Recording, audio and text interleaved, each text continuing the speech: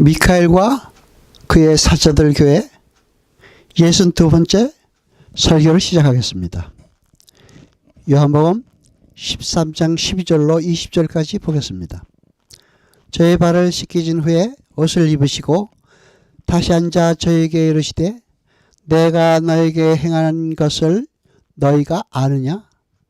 너희가 나를 선생이라 또는 주라 하니 너희 말이 옳도다. 내가 그러하다.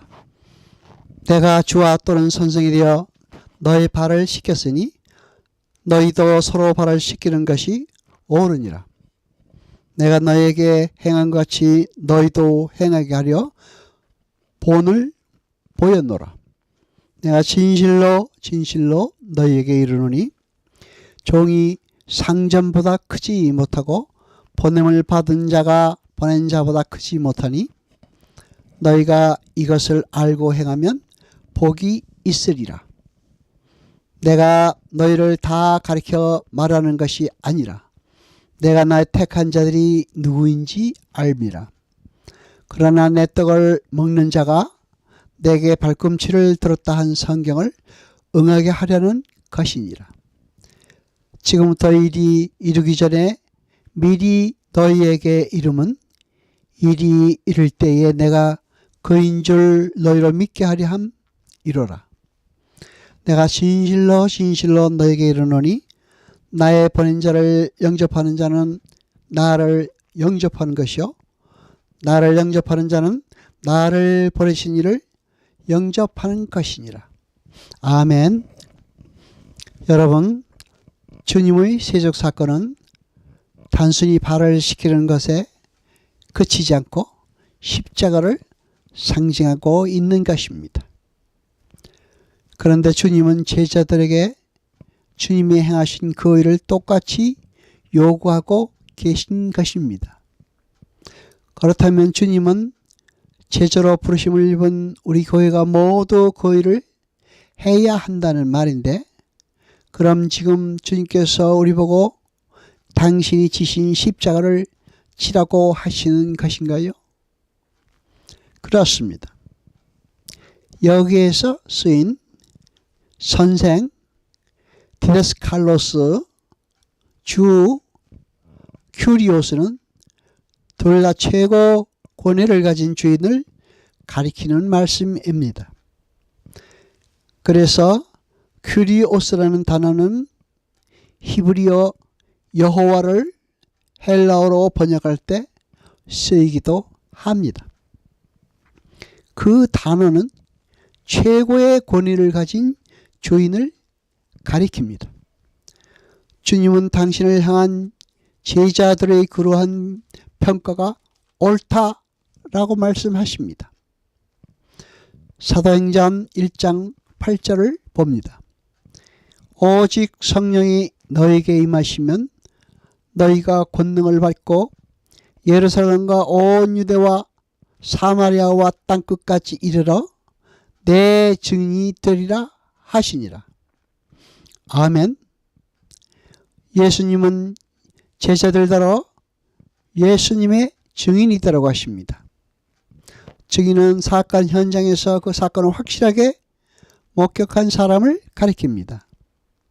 제자들은 예수님의 세족 사건을 확실하게 목격한 사람들입니다. 제자들은 예수님의 세족 현장에서 그분이 하시는 일을 일거수일투족 모두 지켜본 사람들입니다. 그들은 세상에 나가서 바로 그 세족 사건이 의미했던 바를 분명하게 전해야 함과 동시에 자신들도 그러한 발 씻김의 삶을 살아야 했습니다. 그러면 그러한 십자가의 삶, 발 씻김의 삶에서 배태되는 열매는 무엇입니까? 구원의 열매입니다.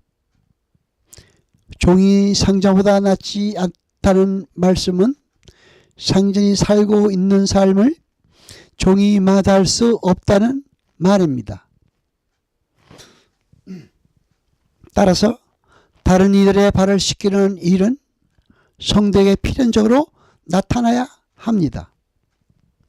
그런데 그 성도의 발 씻김은 다름 아닌 십자가의 삶을 사는 삶입니다. 그러한 성도의 발 씻김의 삶이 바로 십자가를 이해한 증인의 삶이며 성도의 그 십자가의 삶을 통하여 복음이 전파하게 되는 것입니다. 그러니까 상사의 전에 택함받은 하나님의 백성들이 하나님을 영접하고 하나님께로 돌아오는 그 역사적 사건의 현장에 반드시 필요한 것이 먼저 돌아온 자들의 발 씻김의 삶이라는 말입니다. 사도 바울이 성도의 삶을 묘사하면서 모양이 아닌 추상적 개념을 선택한 것은 그리스도의 증인의 삶은 겉으로 드러나는 모양이 전부가 아니라는 것을 암시합니다. 이 고린도전서의 말씀대로 분명 성도의 삶을 통해 사망에 속해 있던 자들이 바로 그대로 사망에 이르게 되고 생명에 속해 있던 자들은 반드시 생명에 이르게 됩니다. 그러나 그 향기는 성도의 삶 속에서 겉으로 나타나는 도덕적, 윤리적 모양이 아닌 그 존재 속에서 뿜어져 나오는 그 존재 자체의 냄새입니다. 냄새는 그 발량체가 스스로 만들어내는 것이 아니라 그 존재 자체가 애초부터 함의하고 있었던 것입니다. 예수님의 이에 세상에 버려진 증인들은 이미 새로운 피조물로서 고유의 향기를 갖게 되고 그 향기를 세상에 풍기게 되며 하나님께서 창세전에 택해 놓으신 마음의 신비에 그리스도의 새긴 편지를 지는 이들이 그 생명의 향기를 쫓아 또 다른 향기가 되어 세상에 보내지는 것입니다. 따라서 성도에게서 나오는 그리스도의 향기와 편지의 삶은 모두 하나님에 의해 주어지게 되는 것입니다. 우리가 만들어낼 수 있는 것이 아닙니다. 내가 나를 주장하지 않고 내 주인의 종의 자리에서 그 주인이 시키는 것을 수긍하고 수용하며 겸허히 인정하는 것이 바로 예수의 발 씻김의 삶이었으며 우리 성도의 발 씻김의 삶이어야 하는 것입니다. 그러니까 예수님께서 성도들에게 명하신 발 씻김의 삶은 자기 부인의 삶을 말합니다. 나라는 우상이 제거되고 그동안 그 우상을 섬기기 위해 차지하고 있던 하나님의 자리에서 내려와 하나님의 종의 자리에 앉게 되는 것을 말합니다. 여러분, 그것이 바로 오늘 본문에 나오는 서로 발을 씻기라는 말씀이고 내 행위를 본받으라는 말씀의 진리입니다.